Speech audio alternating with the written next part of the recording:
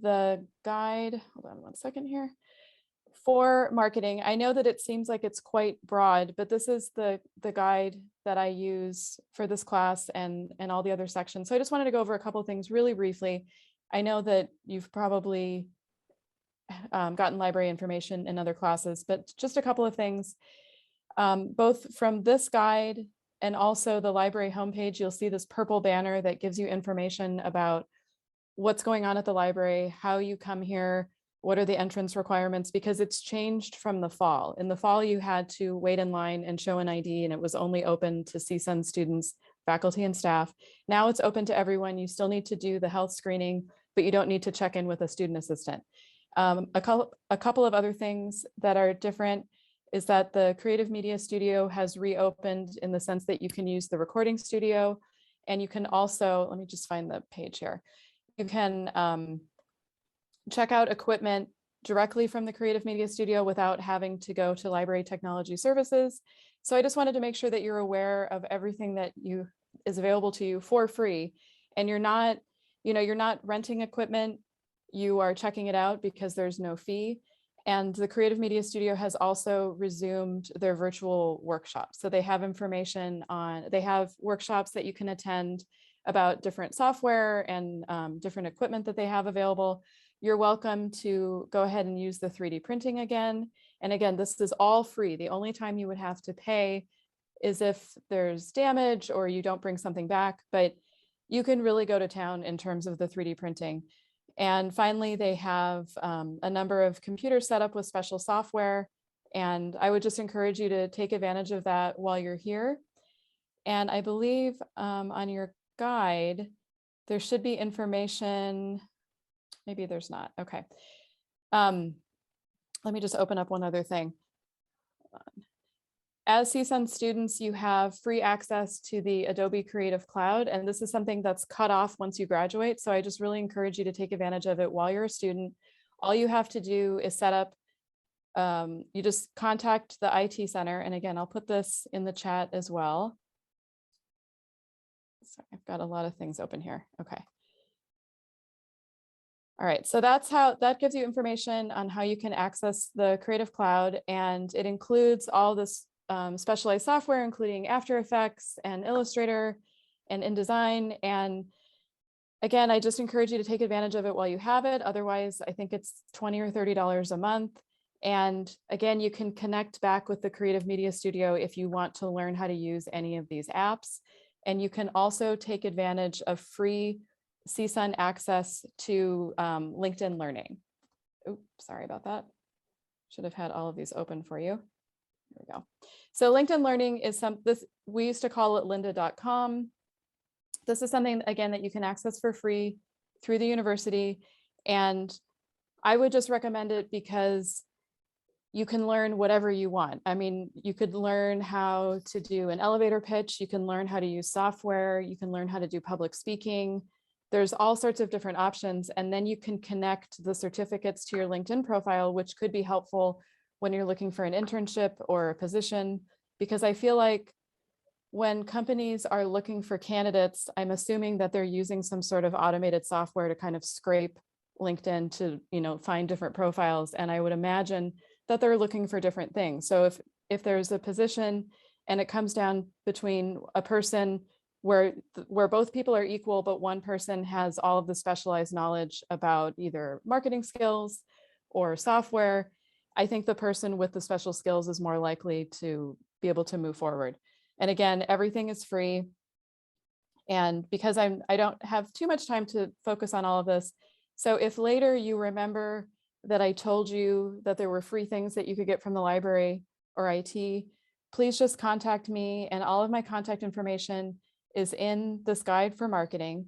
And the other option that you have, anytime you're on the library website, you'll see here there's this little blue box, which is it's a chat widget. And this is to talk to a librarian, and it's someone from CSUN during the week from 9 a.m. to 9 p.m. And then we also run it on Sundays from 12 to 5, but it is monitored 24 hours a day. It's just by different librarians all over the world. It's not a bot, it's not an automated assistant. So if you just wanted to hop in and say, you know, I'm having trouble accessing this book, or I need to find this article, or, you know, I need to access LinkedIn Learning, whatever the question is, that's a great place to ask it. And again, you can get help immediately. Lindsay, where's the LinkedIn? I think I didn't see the link. Could you copy and paste the link in the chat as well? Oh, I will. Yes. Okay. Yes, I will. Okay, perfect. Thank you. And I would just say, because things are frequently changing, it's a good idea to follow IT on social media, and also just, you know, come to this page occasionally and specifically look at what's available for students, because they're always adding new capability. I mean, they added the Creative Cloud a couple of years ago, and then some of these things I think you're already familiar with, like my CSUN box, but it wasn't too long ago that students were not able to have free access to Microsoft Office. So I just would recommend that you just kind of keep an eye on that, because I know that you're being hit with so much information from all over the place, but both the library and IT are good places to just kind of check back in with and just see what's new, what's available for you. And I try my best to add as much as I can, you know, to the business specific guides, but sometimes I don't capture everything. So, and then just really quickly, returning to the guide here, again, I told you, you can email me if you have a question. You can also click on this red box where it says schedule appointment, and that will give you I think it's a 15 or 20-minute block if you have kind of an in-depth question. So, and that would also work if you wanted to do a team meeting. And all you would need to do, I'll show you, you just click on schedule appointment and you choose the day and time. And it just asks you a couple of questions like, what's your assignment? What's the class? And it's important because even for this class, there are other instructors teaching other sections. So it's helpful for me to know specifically what class you're taking, and then what you would like me to know. Maybe you need extra help with APA, or, you know, maybe you're having trouble with a certain database. And then you can even upload your assignment if you want. And this just goes to me. It's the same software that we use to book a study room. But again, this just goes to me, and then we can figure out a time to meet, and I'll send you a Zoom link, or we can meet on campus if that's easier. And just really quickly, again, I'm not going to go too much into the guide, but it just gives you sort of general information on databases that I find to be helpful for marketing. We're talking about half of them today. There's information on how to find SWOT analysis. You have two different choices between Nexus Uni and Business Source Premier. Information on specifically creating APA citations for business resources, because it's surprisingly tricky. Sometimes someone will find, for example, a market line company profile, and it's not immediately clear how you cite it correctly using APA. So there, I have a number of different guides for you that are specific to business. And if you look at this one that says Citation Guide for Business Students, I did not create this. This is by Texas A&M. It's something like 47 pages of every possible database or product that you would ever want to cite. So I would just highly encourage you to check that out. There are links here for finding newspaper articles. And gosh, I mean, I really could spend all day just kind of talking about this guide, but this is the last thing that I'm going to mention to you. So if you are ever asked to read a specific article from the Wall Street Journal, you have two options now. You can either go into ProQuest, and that's an easy way to do a search. But as of last week, everyone at CSUN, students, faculty, staff, can set up free accounts with the Wall Street Journal. And there's two apps that you can access. One is called the WSJ app, where you can get news alerts and, you know, search for different things. And then there's also something called the print edition app. So when you use that, you can actually download a PDF of exactly how the newspaper appears. I like that because I get the print edition. I mean, I get the actual paper, the, you know, print paper, but for me, it's just kind of satisfying to see exactly how it was laid out. But this is something I can't stress this enough. We've only had this since last week. The library was able to purchase access to this with help from Nazarian and then some departments in CURB. So I strongly encourage you to take advantage of it. And again, you have some other options here in terms of the LA Times, the New York Times, San Fernando Valley Business Journal. And I'm going to talk to you about this a little bit later, but please just, if you're ever in a position where you're trying to get access to something and you're being asked to pay, I would just ask that you stop and either hop in chat or send me an email, because for the most part, you shouldn't have to pay to access anything. It might be a couple more steps, but we should be able to get it to you through the library. So with that, I'm going to go ahead and start my slides here. So as I said, I'm here today to talk to you about how you can research A2 milk and find data. So I'm your marketing librarian, and for my own amusement, I like to include this picture of when I used to help my dad open surveys when he had a consulting business in the 80s. And sometimes he would let me keep the quarter that that people who filled out the survey would normally get to have. So here's my email address, and I already showed you the guide. This is just a link to the same source. So some things that I want you to consider, and I'm not going to answer these questions for you. These are just things that when I was thinking about if I were researching A2 milk, what would I want to ask myself?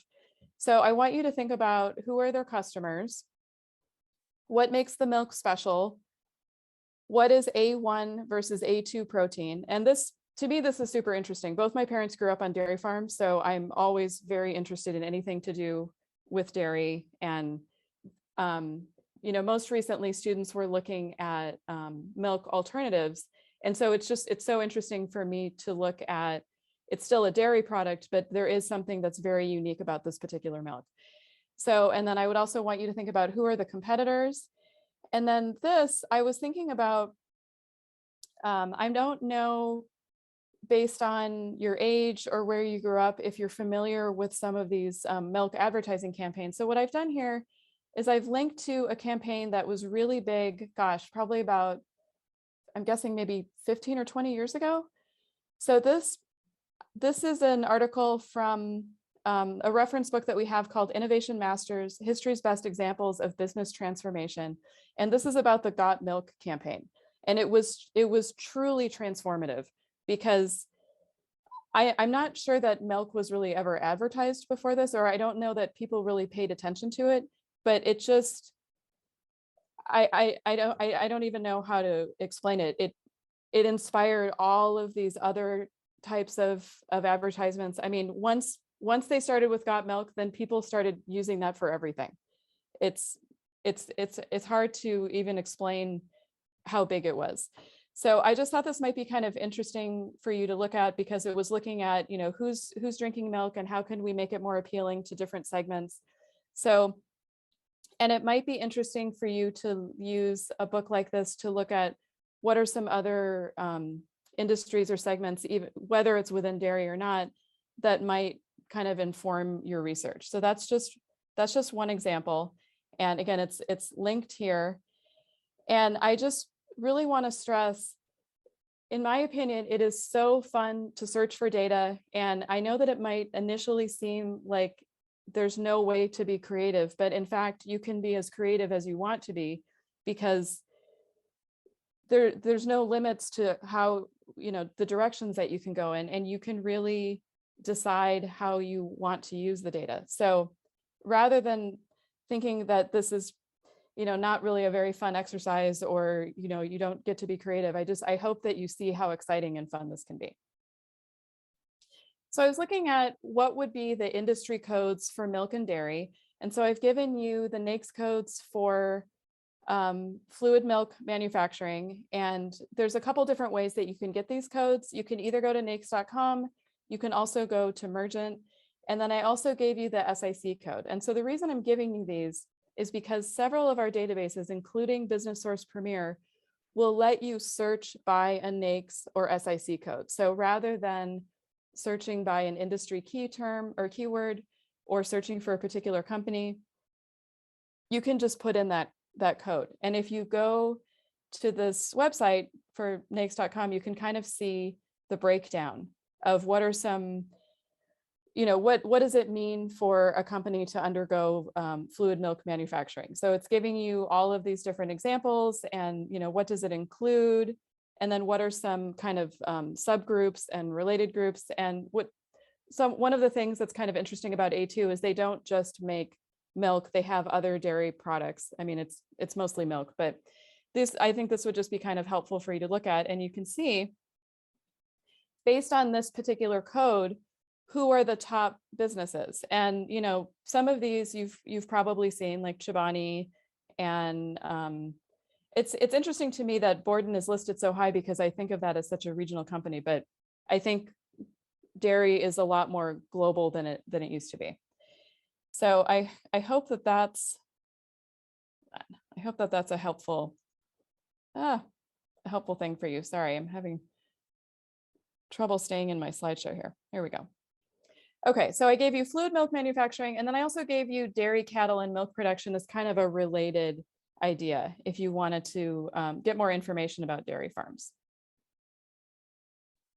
So as I mentioned, Business Source Premier is one of the databases where you can, in fact, browse by codes. And there's other subject headings that you can try.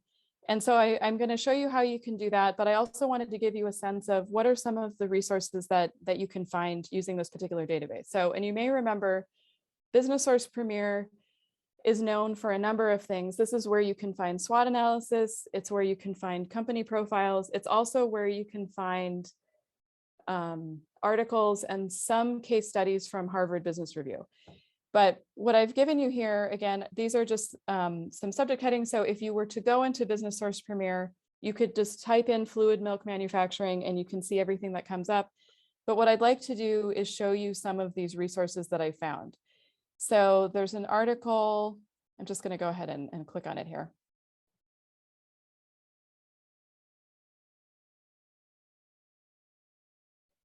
So this is an article from a trade. Oh my goodness, I'm so sorry. I'm really having trouble going between screens here. Okay, here we go. So this is an article from a trade journal called Dairy Foods. And honestly, this is really just kind of like a recap of news, like what was happening with different dairy companies in terms of who's selling what, who's getting funding for different things.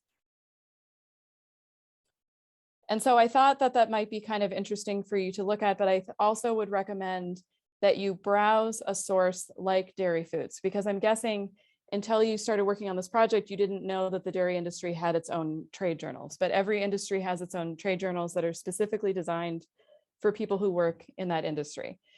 And another example of, an article that I found, because if I'm understanding A2 correctly, it's essentially milk. It's different from lactase, but it's a way that people who have a sensitivity to lactose can still drink milk.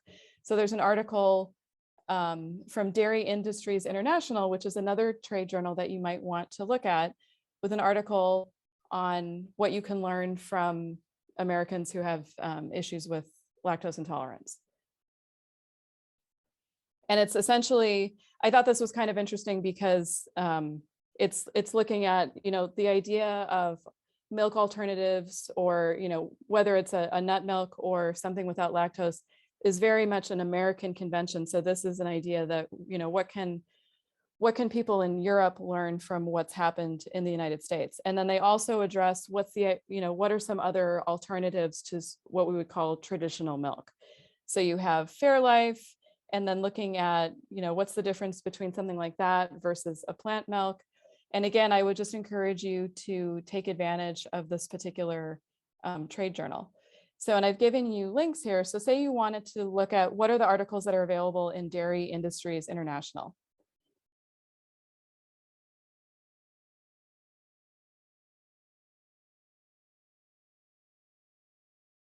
Okay, so here's the access point. So you can see we have articles available from 94 to the present. So if you wanted to get a sense of what's been happening in the industry since then, you can. But you can also see, you could just choose the most recent issue. So for example, we have an issue from February, and you can just go ahead and browse it. So, and again, because this is an international title, it's more focused on Britain and Europe, but I think that's an important thing to look at because it's, dairy is a big thing there. So again, these are all, everything is linked in your slides. And just a couple other things in terms of what you can find in Business Source Premier. I mentioned that you can find SWOT analysis, and one of the biggest companies in terms of dairy is Dannon. which I'm sure that's not how you would pronounce it in French, but that's how we call it. But that's what we call it here. So it gives you a company overview and how they performed. And then they give you the full SWOT analysis. And this is a company that I've always associated with yogurt. So it would be kind of interesting to see what are they doing with other dairy products. But see, it's interesting here. They're looking at what's the demand and what do they expect it to be, and especially looking at different countries. So that's something that you could use as an example. You won't find a SWOT analysis or a market line company profile for A2. And it's just because the SWOT analysis and reports that we have are for huge publicly traded companies. So sometimes there's even what I would consider to be a pretty big company and there isn't a SWOT analysis. So I'm showing you this so that you can kind of use it as a template, or think about, if this is a dairy company and I'm working on a dairy company, what are some points that I would want to hit? So I don't want you to think that if you can't find your company, you're doing something wrong, because Business Source Premier doesn't have a SWOT analysis or a profile for everyone. An example of a company profile would be for Dairy Farmers of America. So again, that's focusing less on the milk production and more on the dairy farms. And there's all sorts of, in my opinion, again, the daughter of dairy farm, I guess the granddaughter of dairy farmers. There's really interesting history of who were the big companies and acquisitions, and specifically, I don't know. I mean, again, probably you didn't pay that much attention to dairy before then, but in 2020, it was a huge deal that Dean Foods as a dairy company was acquired by this large organization, because it had traditionally been this really independent company. So that's an example of the kind of stuff that you can get in Business Source Premier. And again, when you're in Business Source Premier, again, you can search essentially however you want. You can do keywords, you can do the codes, or you can do these specific subject headings. So another place that you can look is IBIS World. And this is another place where, again, you can use those NAICS codes. They're just a good thing to have kind of in your back pocket. And so sample reports that I think, oh my goodness, sorry about that, that I think would be helpful are, boy, this is really just trying to rush me through. Okay. There's two reports that I think are going to be especially helpful. So you have things like dairy product production in the US, dairy farms in the US, and these I didn't link. I've only linked to IBIS World, but I can show you how to find these.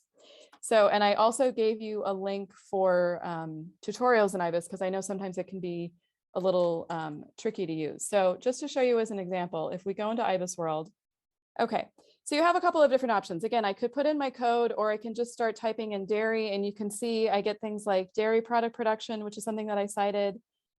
So we'll go into this quickly, and then I want to show you something else that I just discovered in IBIS.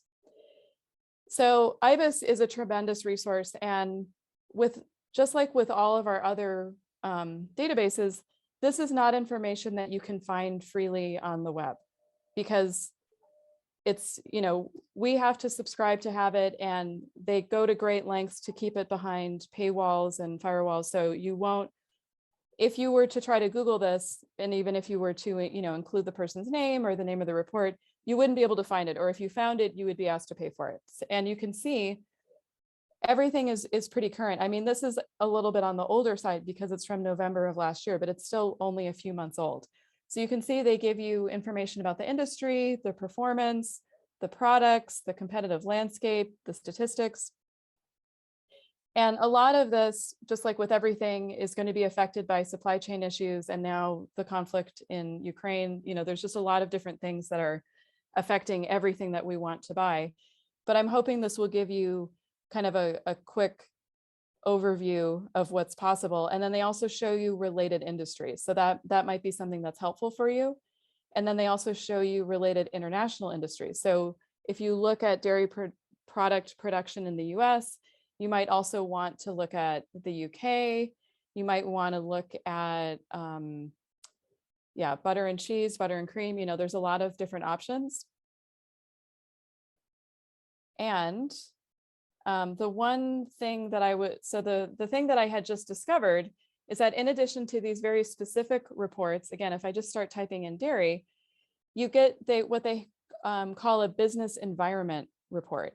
So you can, I'm almost apoplectic. I'm so excited that this is available for you, because you can download this whole report that's on per capita dairy consumption. So if I had A2 as my client, I would want to know, who am I looking at? Who are my milk drinkers, or who are my milk drinkers that have an issue with specific proteins, whatever the case may be. And then again, this is from November 2021, and it's showing you, how has it been the last few years? How is it going to change? How have these milk alternatives affected the landscape? And they're specifically looking at soy, almond, rice milk. What's the outlook? And how has it changed? What other industries are affected? And it's mostly related to dairy and meat, but you can see they show you kind of what's affected. And I can't say enough good things about it. And it's, I think, fairly easy to use. And then there's other, you can certainly look at some of these COVID-19 reports if you think they're going to be helpful, but really you can just start typing in the name of a company, or you can just start typing in the name of an industry, and it gives you all of these different report options. And again, freely available. You just have to make sure that you're logging in with CSUN, because again, it's not going to be available for free anywhere online. And okay, so we looked at dairy product production in the US. And then we looked at per capita dairy consumption. And then there is also, under risk reports, there's a risk rating report for dairy product production. So there's all sorts of tools that you can use. Everything's new. I would just encourage you to take advantage of that. In terms of finding data, I mean, you do have that report from IBIS where you can look at what's the per capita dairy consumption, and you can see what's happening with these different dairy companies. But again, in thinking of terms of, how creative can you be, we have this database called Data Planet, where you can essentially pull data and create your own special reports. So I was trying to think of, what does a typical dairy consumer look like? So I just ran reports where I looked at, so this, if we look on the left here, I ran a report on, in 2020, how many households in LA, Orange, and Ventura counties were buying food that was lactose-free, buying food that was considered to be natural or organic, and then for households that had eating habits where someone had a lactose intolerance. And you can see that the biggest number is actually people buying food that's considered to be natural or organic.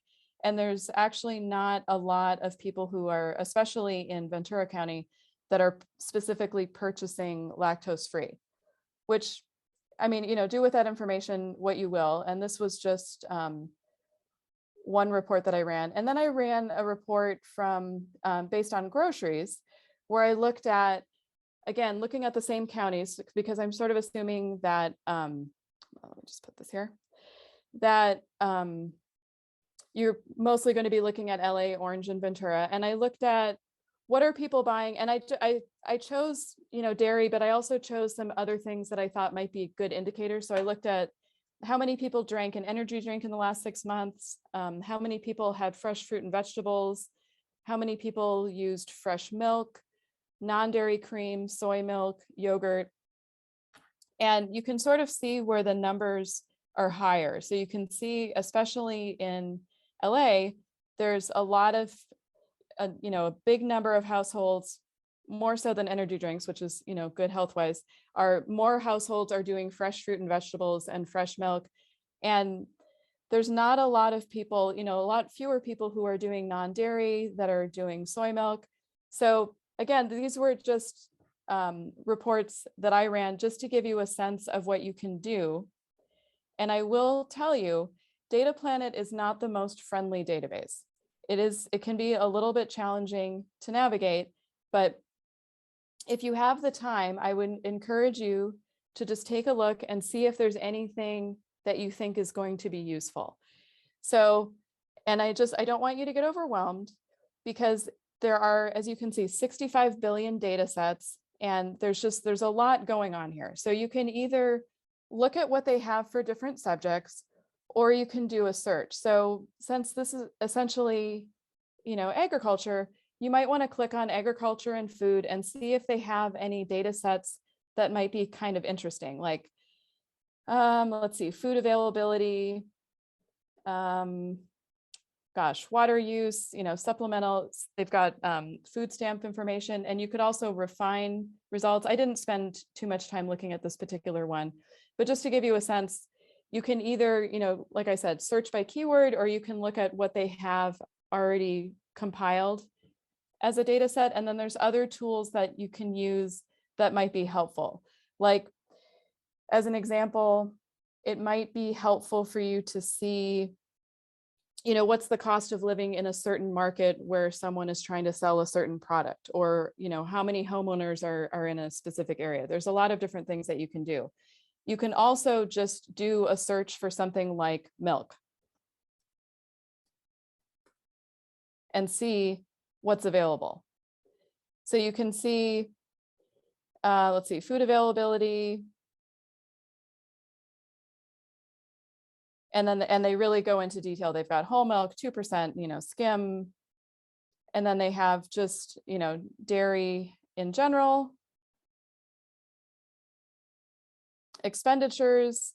So I think one of the reports that I ran was based on expenditures. So I went into this particular collection and just kind of note what you're looking at, because I know that this seems like it's a little bit old, but it's only a couple of years. It's not too bad. So what I had done was I did number of households, and then I chose my state, and then I chose my county, and then I checked off everything I wanted. So you can see there's all these different things that you can add. Maybe you want to see how many households are buying butter, or how many are buying cheese, or just dairy products in general. I mean, there's all these different indicators that you can do. You can even do food at school, food prepared by the consumer. There's just, and you can kind of do like a cross tab. I mean, there's all sorts of different things that you can do, and you can make a table, you can do all sorts of different charts.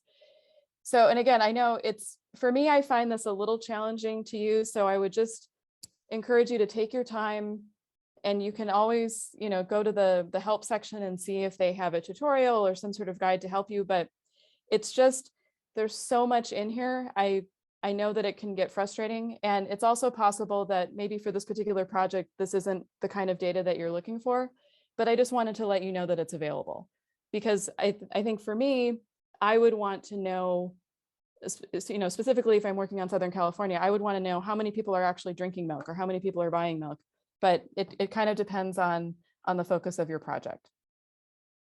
So again, that's Data Planet. And once you're working on it, if you don't remember how I got here, I'm happy to help you with it, with the caveat that I'm in no way an expert on using Data Planet. I've just kind of figured it out by trial and error. And I just sort of enjoy playing around with the different data sets that they have available. But again, this is really an opportunity to be creative, because you can really use data to make whatever argument you want. You could say, because these people are buying yogurt, the data suggests that they will buy this other product. I mean, you can really use it to your advantage. So that's what I will say about that. Okay, so we looked at a couple of really specific business databases, but you still have OneSearch, which is the main access point for the library. So, and again, I would just want to suggest, don't give up if you don't find exactly what you're looking for the first time. I use OneSearch for hours a day, every single day, half the time for my research, half the time for student and faculty research. And I would say maybe 10% of the time I find exactly what I want the first time. I usually have to try different keywords, change the dates, change the sources. It's just, again, you have to be creative in how you search. And the example that I gave here is if you would say you wanted to find a peer-reviewed article that had something to do with organic milk, which is again something that is important for some consumers. So I looked at articles between 2019 and 2022, and I was able to find this article from Food Quality and Preference that looks at why do people buy organic milk and what does it have to do with their thoughts on sustainability and being green. So, and just a couple of things, and I meant to mention this at the beginning, and actually if, you know what, I might, no, you know what, I'm not gonna hop in, but if we have time at the end, I will, but you just have to try different things. And another way to sort of think about OneSearch is to imagine that you're shopping for exactly what you want. So you can put in your terms and then limit to whether you want an article or a book, and you can set the dates. And if you do want to save something for later, you do need to log in separately. The login for OneSearch is different from logging in to the databases. But again, if you run into trouble where you're trying to get to the full text or something, or something doesn't make sense, again, I would just contact me or go ahead and hop in the chat. Okay, so I had mentioned from the guide that we have access to all of these different news sources. So I'm just going to give it another plug that I hope that when we finish today, you will all go to the link to the Wall Street Journal and create a free account so that you can get all of the same benefits as a subscriber. And again, all you have to do is authenticate yourself as a CSUN user, and then you set up an account with your personal email, and then you're good to go and you can download the apps. As I said, we also have access to the LA Times and the New York Times, and we have current and historical. So maybe you want to look at what was happening in the dairy industry in the 1800s. You can do that. And again, you don't have to pay for anything. If you go to the LA Times website or the New York Times website, even if you're a subscriber, they don't always let you look at the old articles. I subscribe to the LA Times and the Wall Street Journal. And specifically for the LA Times, I don't think they let me look at articles that are much more than a couple years old. So if I need something from the 1800s or even the 1900s, I just log in with the library and I can get whatever I need. So those are both going to be through ProQuest. And again, you just follow the link, authenticate yourself as a CSUN user. You can download as many articles as you want. Other resources that might be helpful are Harvard Business Review and MIT Sloan Management Review. So those are, again, both in Business Source Premier. And we also have a guide for finding news articles because we've noticed, especially on the Ask a Librarian, the chat function, a lot of students are confused about how they can find exactly what they're looking for. And see here, this chat thing is popping up and I don't need it right now. So we put together a guide so that if you're looking for a specific title, such as the LA Times, we have everything linked. Or maybe you want to look at the Washington Post, or maybe you want to look at one of these historical titles. So I would just encourage you to check this out. And I know that it's not as easy as going to a newspaper's website or a company's website, but I hope that the extra steps are worth it because you won't have to pay for anything. Because even something like an old article from the LA Times or an old article from the New York Times, even if they're only charging you $4 or $5, I don't want you to spend that because we have access to everything. And then we have, some of these other historical collections. And then one thing that I would like you to consider is if there's something that you are specifically interested in, like a company, like for me, I always want to know when Peloton is in the news, and they are in the news a lot. So I could set up an alert so that anytime there's a mention of them, say in the LA Times or the Wall Street Journal or the New York Times, I will get an email. And then I can be completely passive. And then as soon as that content is there, I'm notified. And you don't have to have the alert go on in perpetuity. You can just set it for a couple months. So if, for example, for this project, you might want to get an alert every time A2 is mentioned or every time there's an article about milk or dairy, whatever you want to do. I would just encourage you to take advantage of that as a way to make the library work for you. You don't have to do anything. You just indicate, kind of what you're interested in, and it's a way to passively receive information. And let me see, and you could do the same thing for the Harvard Business Review or for MIT Sloan Management Review. All of the databases have an option where you create a free account, and then you can either do an RSS feed, or you can just get notified when there's a new issue, or again, if there's a favorite writer that you have or a topic that you have. So I just, make these databases and make the library work for you. So the most important thing is that you always start at the homepage and you log in. If for some reason you find something, whether it's in Business Source Premier or one of our other databases, and you can't get to the full text and it doesn't seem like you can get it, all you have to do is make a request through Interlibrary Loan. And again, this is totally free. Say you need an article.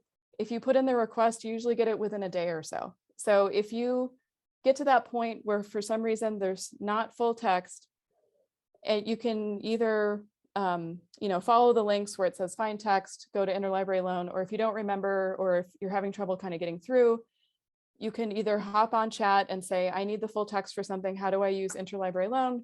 Or you can send me an email and I'm happy to help you. I would just like to stress, again, I know I've said this 5 million times, please don't pay for content if you can get it through the library. So just as an example, if you're not using your CSUN credentials, some of these don't seem like they're that bad, but the cheapest that you could get the Wall Street Journal in terms of getting all the digital access would be $4 a month. Again, it's not that much money, but just on principle, I don't want you to pay it. The LA Times, the cheapest they'll go is $17, just like the New York Times, and Harvard Business Review is $12 a month. So if you add all of that up, it's what, 35 plus 16, I don't know, 50 something dollars. If you wanted to have all of that access, you can get all of that and more for free as long as you just start at the library, rather than, as you can see, burning your money.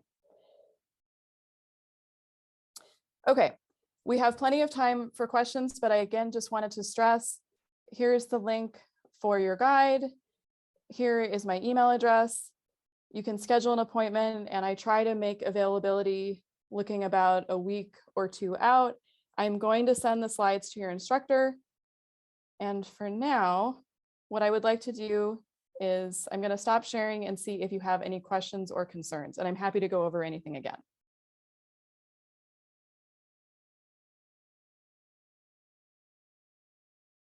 It is mentioned in the chat, so you know. Oh, let's see. Well. Justin just jumped in, so you could go with Justin first if you want it. Okay. Hello. Hi. Hi, I have a question. Does every department of the business college have a designated librarian? That is an excellent question. So there used to be one librarian who covered all of Nazarian, and she left to take a different position. And so currently I am the person for marketing, business, the MBAs, and management. And then there's someone who covers accounting and finance, and there's someone who covers business law. And then I'm probably forgetting, I feel like there's one other department. I can show you how you can find that if you'd like. I can go ahead and share my screen again, because that is a good question. So let me just go back into the website. Okay, so from the library homepage, if you go to Ask a Librarian, you have the chat that I showed you, and then there's a text a librarian, which is essentially the same function. And then if you go to subject specialists, you'll see there's a librarian for every department. So like for accounting, for example, that's my colleague Steve. And then, like I said, I'm business and marketing and management, but like Andrew does business law. So they're all listed here. Oh, econ is what I was missing. There's someone who covers econ. Thank you. You're welcome. And okay, there's a question in the chat. Is the WSJ subscription also free for paper deliveries? It is not. So that is why I would suggest, if you don't want to, pay to get the paper delivery, I would suggest that you download the print edition app, because it is a pretty good surrogate. I mean, honestly, the only downside of the print edition app is you can't do the crossword puzzle, which I feel like I'm the only person who cares about that. So but everything else, appears exactly the same. They're asking about sharing the slides, but you're gonna send it to me. I'm going to send them to you. Yeah, yes, exactly. And then I will share with them. So this is covered. So you'll get the slides and the videos. That way you can go back to the steps. And so yes, I didn't want anyone to have to try to write down websites or because everything is linked. So I didn't want that to be problematic. Exactly. So I was working on some of the things that you said. I thought that was interesting, because they were showing SWOT and for students to get some ideas and all that. And so it's all there. Works. Good. Yeah. And I think, and I don't know that I mentioned this, but I think most of what you would need to do this project can be accessed remotely. I think unless there was something that of interest historically where maybe there's only a print book, but I think obviously all of the databases can be accessed remotely, all of the news. So, while we definitely want you to come to the library for this project, don't feel like you have to, because almost everything can be accessed remotely. Yes, that's correct. Any other questions? Good. Yes, go ahead, Christopher.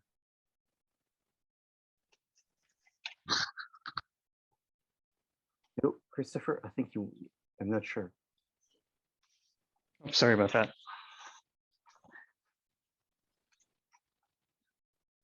I just had it was just completely unrelated actually though. I was just wondering if you guys had like novels and books. Oh, yeah, actually, Okay. no, we do actually. So there's two things. And on the first floor in the Learning Commons, there's something called the bestsellers collection. So as you come in, you kind of go in straight past where the coffee shop will be when it ever reopens, and then to the left, and those first few shelves are bestsellers. And then we also have a reading room on the second floor, West Wing, in front of Special Collections, which is, as with everything else on campus, we're having some renovations. So you can't just go and browse, but if you wanted to use the catalog and look for, a certain author, a certain book, you can actually just have it paged and held for you at the front desk. Thank you very much. You're welcome. And in terms of the question about the vaccination requirements, I don't have too much information about that. All that I know is that specifically to come to the library, you just need to fill out the health screening and wear a mask. Okay. And then I did want to add, if you would be so kind, I'm currently being reviewed under post-tenure review, which is a process that we do at the university. So one time a semester, I need to have students evaluate me on my teaching performance. So I'm just going to put a link in the chat. And it's essentially asking you, if I was clear, if I gave you an opportunity to ask questions, and you should be as honest as you care to be. You don't have to worry about hurting my feelings. So any other questions? Yes, so not that I want you to do the work for the students, but based on your research, what pointer? So one thing, the students are not specifically working on Southern California when it comes to improving aid to milk. Okay. They could look at that as a step one in order to go to the whole California, and as a step one for going to the West Coast. But essentially, they want to give a solution that really helps the company on a national level. Okay. So from the things that you've seen, anything that you found that was interesting, that is changing, that has to do with the dairy, or has to do with anything that even anecdotal, because sometimes, it may be something that you saw on the corner of your eye and that you thought, oh, that was interesting. I think I would look at the dairy consumption per capita, because that's going to be more of a national view. And I guess the only thing that I've really noticed is that the landscape for the dairy alternatives, in my opinion, has become really cluttered. There's so many, there's oat milk, there's rice milk, it's so much. And I think you know, at different times in American history, there's a desire for people to kind of go back to when things were simpler. And I think there's, I mean, if you look at how people look at the economy, they always talk about milk and bread. It's a very fundamental thing. So I think, and this is just my own opinion, I think for some people, there is a really strong drive to go back to something that's very familiar from childhood or maybe even, you know, earlier generations. And I think there's going to be a population of people who are not interested in milk alternatives. It's weird. It's a California thing that they're not interested in. So, and I think because if I understand it, this is a dairy product that's more, it's more friendly to the digestive system. So it might kind of open up the doors for more consumers. And just the other thing is I just noticed a lot of advertising for A2. And I've noticed a lot of coupons and a lot of promotions in the grocery store. So I feel like it's definitely being pushed. And to me, it's kind of inspiring, because if you look at something like, what is it Lactaid? Is that the milk that doesn't have the lactose in it? I feel like that never really got off the ground. I feel like, and again, this is just my opinion, I feel like it's still seen as kind of, I don't know, I don't really know how to explain it. Not kind of a conventional item. It seems like you have a medical condition, so this is the milk that you have to drink. Yeah, so it's almost medical. It's like exactly. an Ensure or something like that. Right, exactly. Yeah. So, and yeah, to Erica's point, it doesn't sound delicious. Whereas A2 seems almost like a cool milk that you could drink even if you do have some sort of digestive issues. So yeah, that's my guess. And I think the other thing is, while there is an environmental impact to producing any kind of dairy, yes, I almost think that some of these milk alternatives have a worse environmental impact. Because if you look at almond milk, just the water that you need to grow almonds is astronomical. Yeah, it's actually worse. Right. It's like it was a good for worse. It worked while it was trendy. It worked while it was making people feel like they were getting more. But you're right, there's always a pendulum, and people always eventually go back to the roots. But the roots is they're trying to fight this milk thing, you know, with being more organic. And then this being more organic, when people start looking at it, they find that, yes, it's somewhat more organic, but is it more humane? And then when they start looking at the human piece, they see that organic doesn't mean more humane. Right. And that's essentially, I think, also what one of the things that A2 milk is trying to do is they're not so focused on the organic, they may be more focused on the humane thing, which is it's sort of just trying to make milk using good cows, kind of like Chobani made with yogurts. Yeah, or even that advertising campaign, the Real California Milk, you know, California cows are happy, or whatever that, I'm trying to remember exactly what the campaign was, but and I think people are more concerned about that now. And they and not just in California, I mean, but everywhere. So I just wanted to address a couple of questions in the chat. Okay, so someone had asked about getting a free membership to the LA Times. So we don't have any kind of relationship with the LA Times. What you would need to do to access those articles is to go to ProQuest, and it's not the same as accessing what's on the website. It's just going to be HTML of the articles. Okay, and then to address the question about the New York Times, we have access to all of the historical content, and again, all of the content in ProQuest. What I would say in terms of getting the content that's on the website and through the app, the way that I access it is through Los Angeles Public Library. You have to log in every day, but it's completely free. So, and if you're not in Los Angeles, or if you don't have a card, then just send me an email and we'll figure out how to set that up. But yeah, so I know that's really confusing. So the only subscription app that we have is for the Wall Street Journal. Everything else is through ProQuest, and then New York Times you can get through the public library. So I hope, yes. And okay, almonds contain trace amounts of cyanide. Oh, okay. Oh, there's really no winning. Yeah. Okay. But I think it's such an interesting topic, and I don't know. I mean, and it could just be the family that I grew up in, but I've just always kind of paid attention to what the trends are, and specifically dairy. It's just been fascinating to see how trends have changed, and what the cool things are. And I mean, I remember when it was a really big deal if you could get a latte with something other than milk, Exactly. or dairy milk. Yes. And now getting a latte with regular milk is considered strange. I mean, I feel like that's the exception. It's like, Yes. oh, you don't want an oat milk latte, or you don't Yeah. want it with this, or coconut milk or pea milk or whatever it is. So yeah, so it's just kind of interesting. What I found interesting is I talked to a number of students in this class, and they didn't know what to think much about the milk because they grew up with the alternative milk.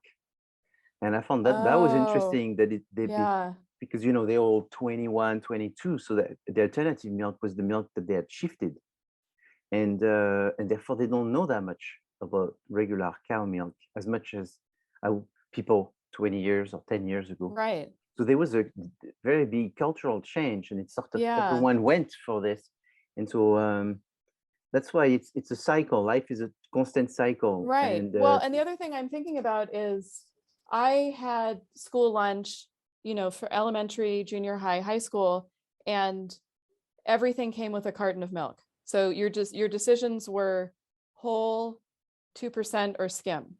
yes. And I always got skim, but I'm wondering now I don't even know if schools provide food anymore, but I wonder if that's even a convention anymore, or if you can get something other than dairy milk. As far as I know, yes, they give like 2% or skim or something. So it's still what do you think, Cynthia? I think she had a hand. I actually, my sister, her school, they sent like a fill out form. So like if you needed special like food requirements, that you have to like let them know in advance. Because my sister is lactose intolerant, so she just has to get whatever lactose free milk they have. Also, they offer the option. Yeah, they offer the option, but I believe you have to let the school know in Yes. order to make sure that they have it in stock for them. Yes, of course. So not like a coffee shop where they have 15 different options and you can Yeah. do whatever you want. Yeah, that makes sense. Okay.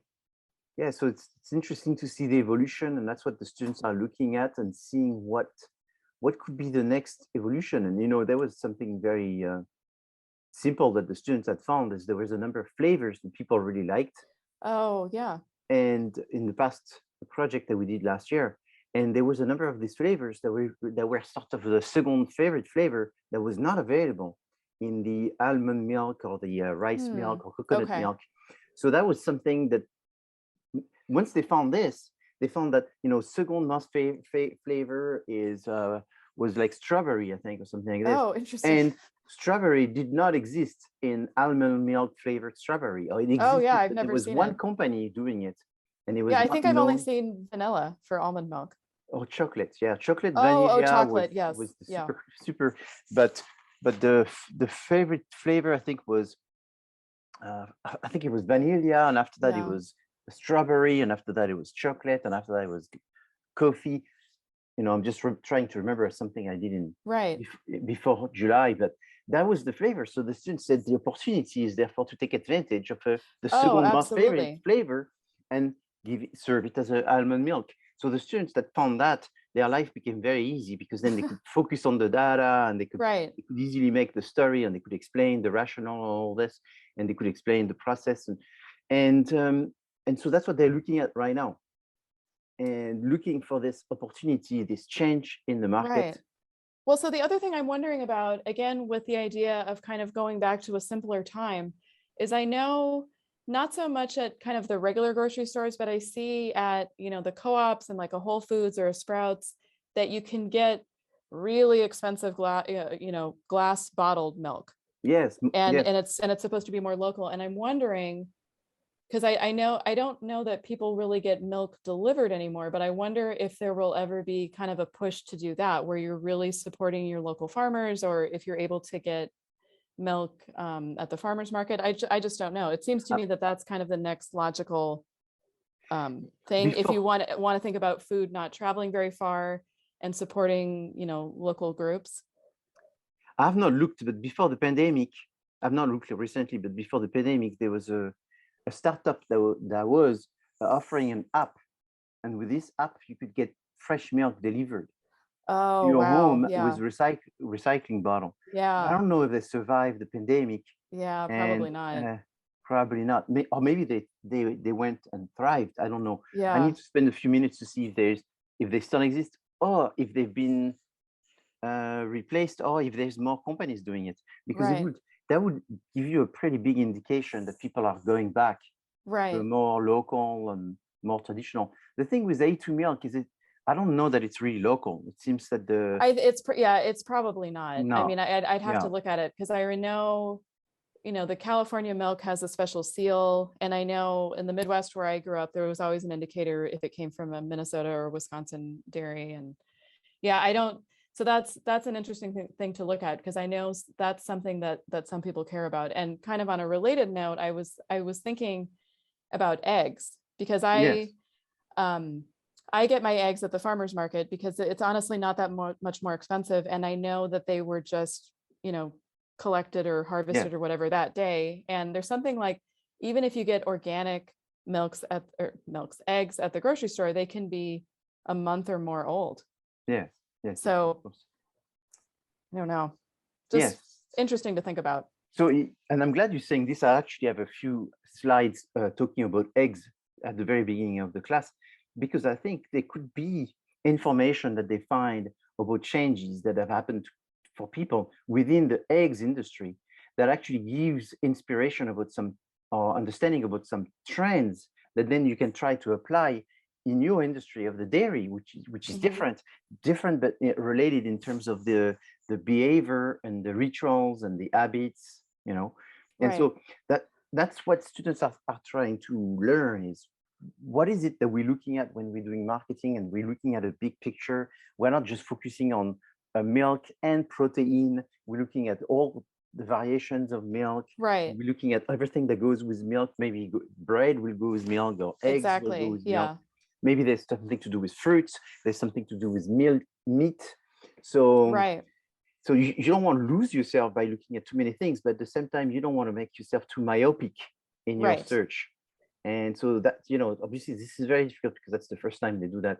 But that's why I'm glad that you came, so that way they could see from your perspective the information and this discussion we're having right now, to just broaden their views on the subject, and sort of be creative in looking for information, at least. So I mean, I think it's really fun. Yeah. Well, if you're a marketing student and you don't find this fun, there's a problem.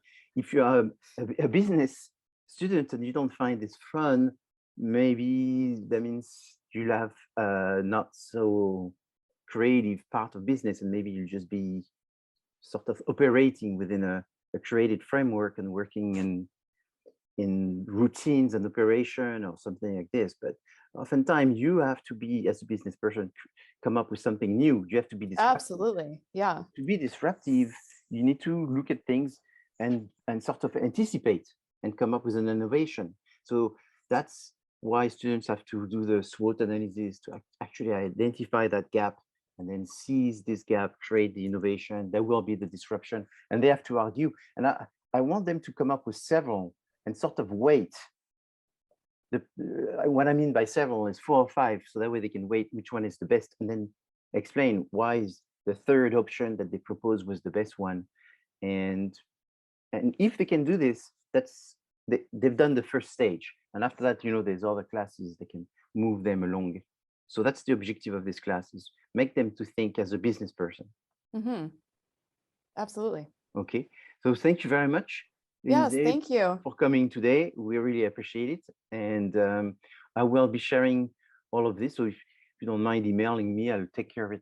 Yes, I will do it as soon as I hop off. I will email you right away. And that way I'll try to send this to them, if not later tonight, at least tomorrow, and they can pick all of these details. Thank you very much. Great. Thank you so much. And please, for anyone, email me, set up an appointment, if anything's unclear, or if you want more information, or if you just want to bounce ideas off of me. I am legitimately so interested in everything, and I can't tell you, I have a very strong connection to dairy. So I remember I've been vegetarian for a long time, and when I proposed to my mom that, you know, I wasn't having as much dairy. She said that I was going to be out of the family. So I can't, I'm in it. I think, you know, once you go dairy, you don't go back. Okay. Anyway, thank you so much. Have a good night. Thank you. You too. Have a great Thank you. night. Thank you very much.